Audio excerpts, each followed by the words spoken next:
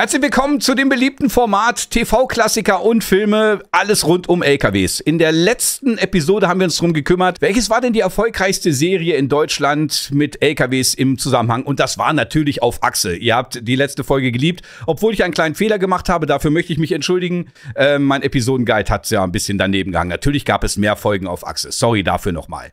Heute kümmern wir uns aber um den erfolgreichsten Film weltweit in Bezug auf LKWs. Und das ist, ich würde sagen, es gibt da keine zweite Meinung, es sei denn, ihr habt eine andere, schreibt sie gerne in die Kommentare oder auch gerne Wünsche, wenn ich einen anderen Film für euch recherchieren soll. Wir legen los nach dem Intro, viel Spaß und wir schauen uns den Film aller Filme an, Convoy aus dem Jahre 1978.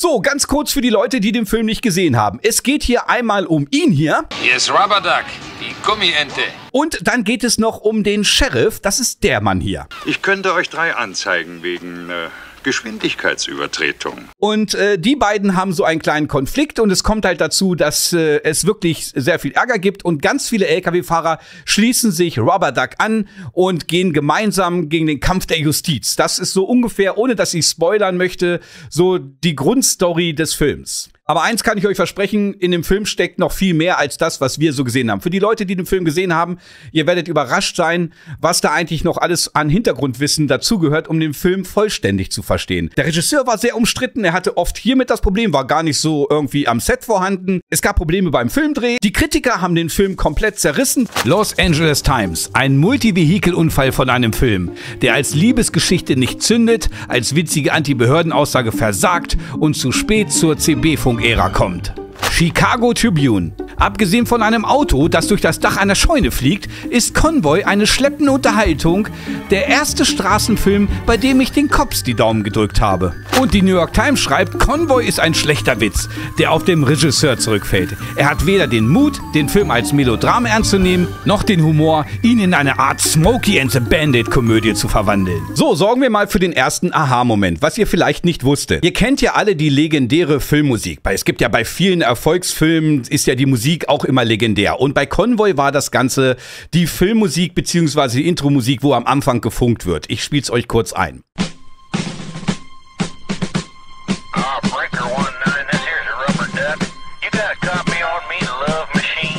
Wenn ihr genau richtig hingehört habt, dann wird am Anfang über Funkgerät zum Beispiel Rubber Duck erwähnt oder Love Machine.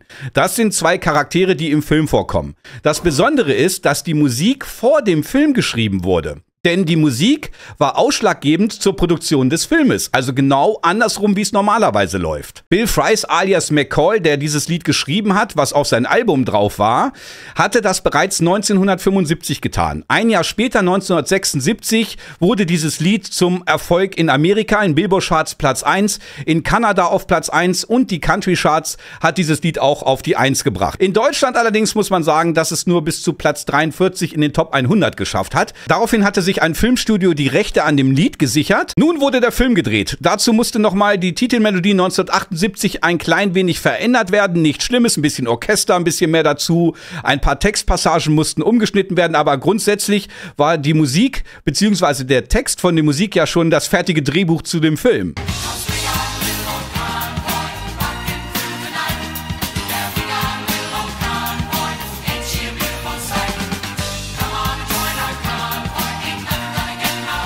Ja, kommen wir zu den Hauptdarstellern. Also, Hauptdarsteller Nummer 1 war Rubber Duck. Wurde gespielt von Kris Kristofferson.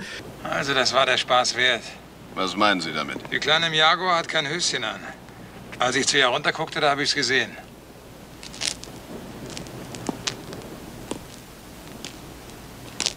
Was haben Sie gesehen? Sie hören wohl nicht gut. Die Kleine fährt ohne Höschen. Sehen Sie nur. Jetzt wartet sie da in aller Seelenruhe. Überhaupt keine Höschen und so? Gar nichts.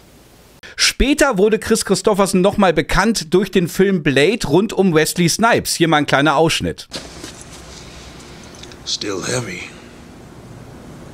you're so big. Das Besondere war auch, dass Kris Kristofferson dafür gesorgt hat, dass der Regisseur bleiben durfte, denn der sollte entlassen werden. Denn der hatte massive diese Probleme und noch andere Probleme und war öfters nicht am Set erschienen, sodass die Schauspieler die Regieanweisungen sich von anderen Mitarbeitern am Set geholt haben und nicht von dem Regisseur. Manchmal kam er einfach gar nicht und viele Szenen sind einfach improvisiert gewesen. Die zweite Hauptrolle war natürlich der Sheriff, quasi der Gegenpart von Rubber Duck.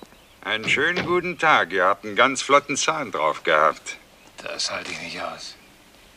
Na, Duck, wie geht's? Das war Sheriff Lyle in dem Film, wurde gespielt von Ernest Borgnine. Und Ernest Borgnine kennen vielleicht welche noch aus den 90ern, denn der hatte nach Convoy eine seiner berühmtesten Rollen, und zwar war das diese hier.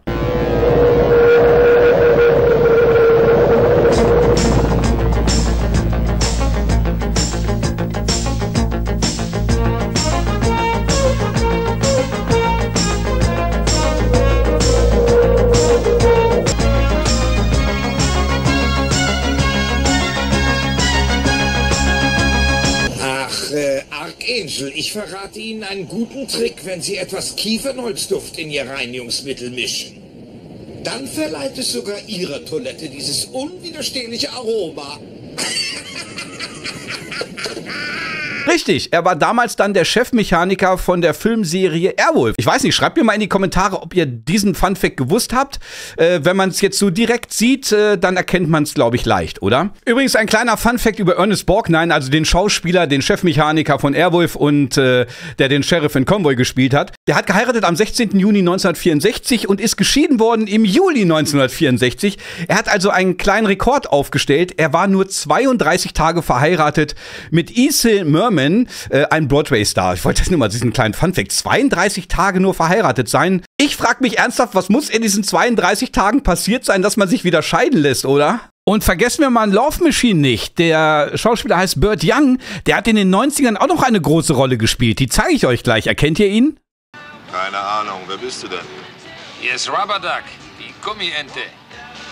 Himmelarsch! Spider-Mike, das ist Rubber Duck aus Albuquerque. Rocky, ich weiß, du bist im Augenblick beschäftigt, aber ich muss unbedingt noch ein paar Sachen loswerden. Ich weiß, dass ich mich manchmal daneben benehme und dir auf die Nerven gehe. Aber du hast mich bei dir behalten, obwohl alle gesagt haben, du sollst mich in die Wüste schicken. Das hat mich beeindruckt. Ehrlich, Rocky, es fällt mir verdammt schwer, über solche Sachen zu reden. Hat mir nie einer beigebracht.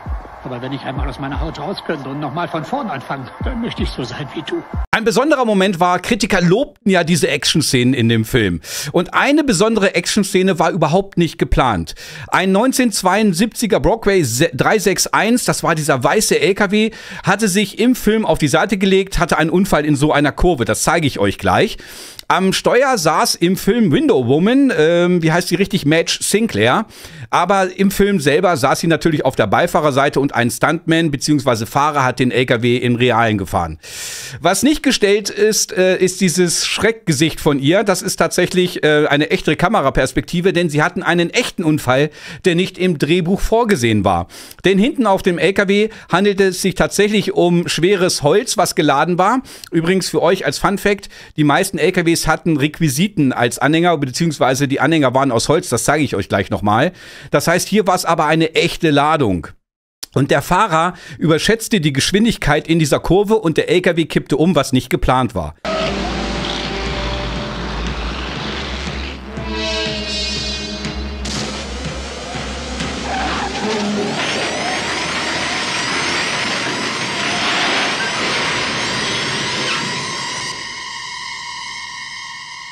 Es wurde natürlich niemand verletzt, es gab aber diese In-Szene mit dem Schreckgesicht der Schauspielerin.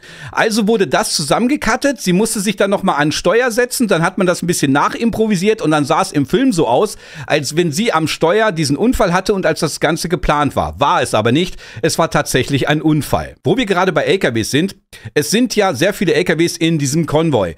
Insgesamt waren es 50 reale LKWs, die dazu genutzt wurden. Der Regisseur wollte nicht so Miniatureffekte, dass es so aussieht, dass es viele sind, sondern er wollte wirklich viele. Dadurch gab es damals einen Aufruf, wer mitmachen möchte, konnte mit seinem eigenen LKW anreisen sozusagen. Da war so ein Auswahlverfahren und insgesamt waren das 50 LKWs. Es gab mehrere LKWs, die nur für den Film genutzt wurden. Einige wurden immer wieder umlackiert oder umgebaut, sodass sie anders aussahen. Aber für diese Konvoi-Szene waren es insgesamt 50 LKWs. Da konnten dann LKW-Fahrer von ihrer Spedition mit Genehmigung natürlich dorthin kommen. Denen wurde Kost und Logis, wahrscheinlich ein kleines Taschengeld bezahlt und die Hotelkosten. Und dann haben die diese Konvoi-Szene nachgestellt. Das waren dann insgesamt 50 LKWs in der Masse, die dann quasi diesen Konvoi symbolisiert. Diese Dreharbeiten dauerten 2 Wochen, diese Konvoi-Szenen, weil sie immer wieder Rücksicht nehmen mussten auf die Straßengeschehnisse. Das heißt, da wurde nichts abgesperrt. Deswegen hat das Ganze 2 Wochen gedauert. Die LKW-Fahrer, die dort angereist sind, haben dann in den LKWs geschlafen, bis ihre Szene dann dran war und konnten danach dann wieder fahren. Zu dem berühmtesten LKW, bevor ich das Ganze vergesse, das ist ja dieser berühmte schwarze Mack.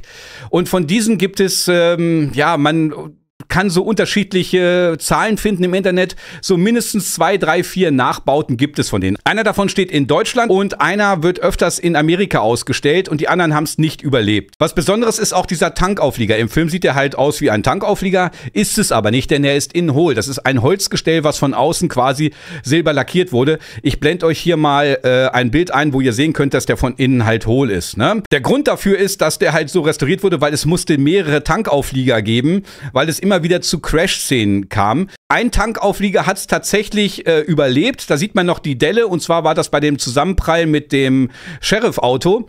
Aber die anderen Auflieger haben es halt nicht überlebt. Die mussten dann zum Beispiel bei dieser Brückenszene in die Luft gesprengt werden etc. Um Kosten zu sparen, hat man halt diese Nachbauten genommen. Übrigens, der Film sollte ursprünglich 6 Millionen US-Dollar kosten. Aber durch ungeplante Komplikationen, Crashes, Unfälle etc. haben sich die Produktionskosten verdoppelt auf 12 Millionen US-Dollar. Eine weitere Action-Szene, die fast schief gegangen ist, ist dieses legendäre Auto, was durch diesen Kirchturm fliegt. Da sieht man diese Szenerie, wo das Auto neben dem LKW fährt. Und der Stuntman hat in einem Interview mal erklärt, dass er das Problem hatte, auf Fahrt zu kommen und diesen Moment fast verpasst hatte, als er quasi so abbiegen musste und da war so eine Sprungschanze eingebaut, die man natürlich im Film nicht sieht, wo er dann über den Kirchturm fliegt.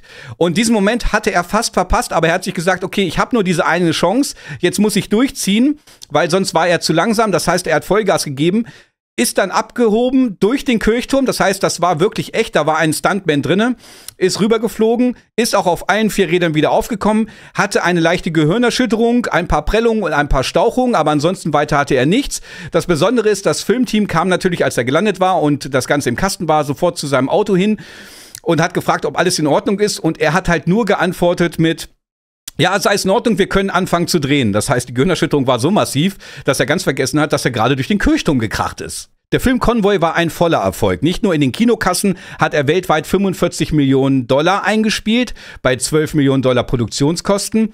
Aber warum ist der Film letztendlich ein Erfolg geworden? Die Story selber war natürlich dürftig, da sind wir ja ganz ehrlich. Es war ein LKW-Fahrer, der sich mit dem Gesetz in die Haare hat und andere LKW-Fahrer haben an seiner Seite gestanden, gemeinsam gegen das Ungerechte gekämpft. Das ist jetzt keine tiefe Story. Die Problematik war, zu der Zeit, als der Film rauskam, gab es halt Polizeigewalt, der Vietnamkrieg, Watergate-Affäre etc. etc. Das war damals in Amerika halt wirklich ausschlaggebend und auch so ein bisschen Rassismus gehörte natürlich auch dazu. Man kennt ja Amerika. Und in Amerika galten damals und heute auch noch Trucker als die modernen Cowboys. Und das Funkgerät war damals zu der Zeit auch noch nicht alt. Das heißt, diese Absprachen, die sie über Funk machen konnten, deswegen, wenn ihr euch den Film Konvoi anschaut, seht ihr ganz viel Gefunke. Das war damals das modernste überhaupt. Funkgerät war damals der Renner. Und das Ganze sorgte dafür, dass sie untereinander vernetzt waren über Funkgerät. Die Polizei hat untereinander gefunkt, die Trucker haben untereinander gefunkt.